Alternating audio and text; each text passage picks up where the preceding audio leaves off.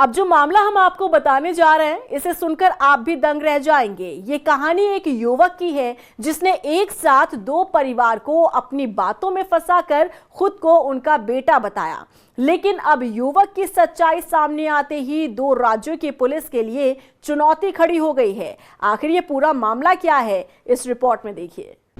लापता बेटे की हैरान करने वाली कहानी।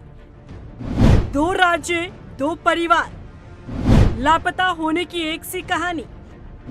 युवक के जाल में उलझी पुलिस। अब जो मामला हम आपको बताने जा रहे हैं, इसे सुनकर आप अपना सिर पकड़ लेंगे। एक ऐसा युवक जिसने दो राज्य में रह रहे दो अलग अलग परिवार को अपना परिवार बता दिया। बचपन में परिवार से बिछड़ा युवक जब कई सालों बाद अपने परिवार से मिला तो उसने सबको उलझा कर रख दिया। यहाँ तक कि दो राज्यों की पुलिस भी इस मामले में उलझती दिख रही है। अब पूरा माजरा क्या है, आपको विस्तार से समझाते हैं।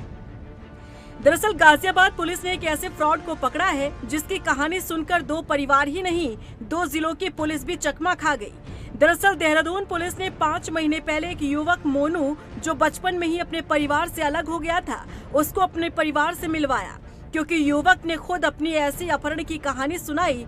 जिसके बाद एक्टिव हुई पुलिस ने इश्तिहारों के जरिए युवक के परिवार को खोजने का प्रयास किया, जो देहरादून के लोहिया नगर से गुमशुदा हुई 2008 में एक बच्चे से मिलती जुलती दिखाई दी।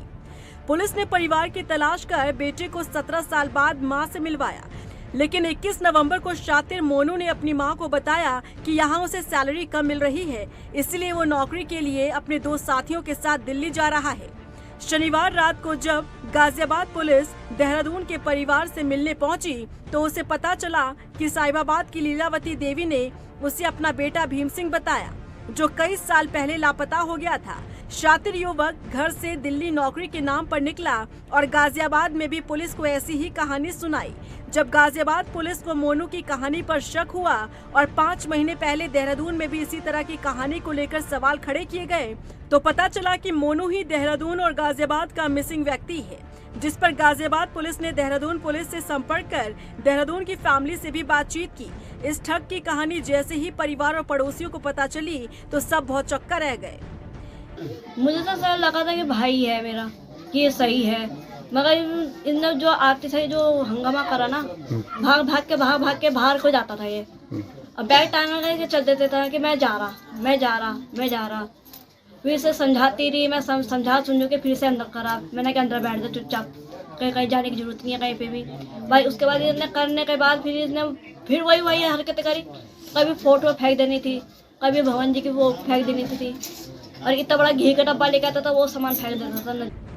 युवक की मां आशा शर्मा का कहना है कि खबर सुनकर वो जुलाई में अपने बेटे को खोजते हुए देहरादून ऑफिस पहुंची थी, जहां उन्हें बताया गया कि युवक उन्हीं का बेटा हो सकता है।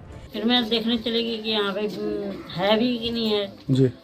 जब फोटो भी लेके गई थी मैं, अपनी भी और इसकी भी जी। उन्होंने भी बोला कि ये तुम्हारा ही बेटा हो सकता है।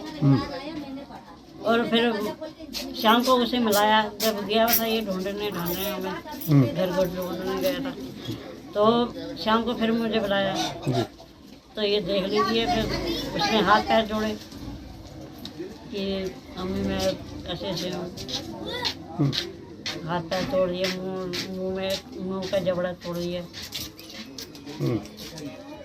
फिर उन्होंने लिखा पढ़ी करिए, फिर वो साइन करके फिर भेज दिया था इसे। देहरादून में युवक के पिता कपिल देव शर्मा ने बताया कि वो अक्सर घर में लड़ाई झगड़ा करता था, बाहर जाने की धमकी देकर घर से बाहर निकल जाया करता था, लेकिन कुछ देर बाद ही वो वापस आ जाता था।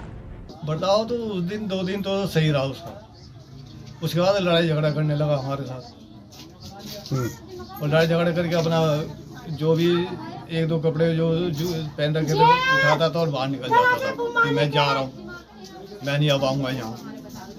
और उसके बाद 2-3 घंटे बाद फिर आ जाता था। जिस तरह पुलिस के सामने ये मामला आया है, ऐसे में पुलिस के लिए ये चुनौती है।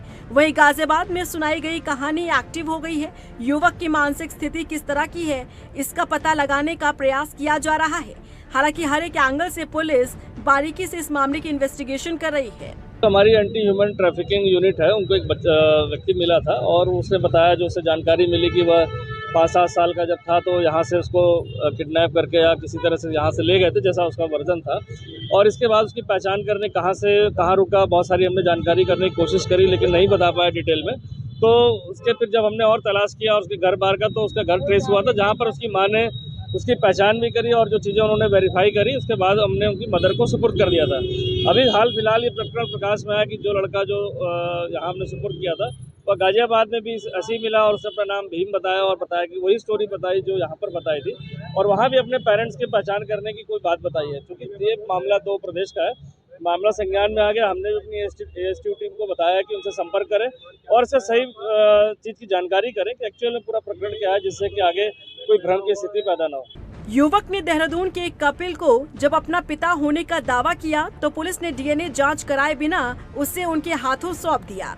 अब वही युवक गाजियाबाद के एक और परिवार का सदस्य होने का दावा कर रहा है। ऐसे में पुलिस के लिए पूरा मामला उलझा हुआ दिख रहा है।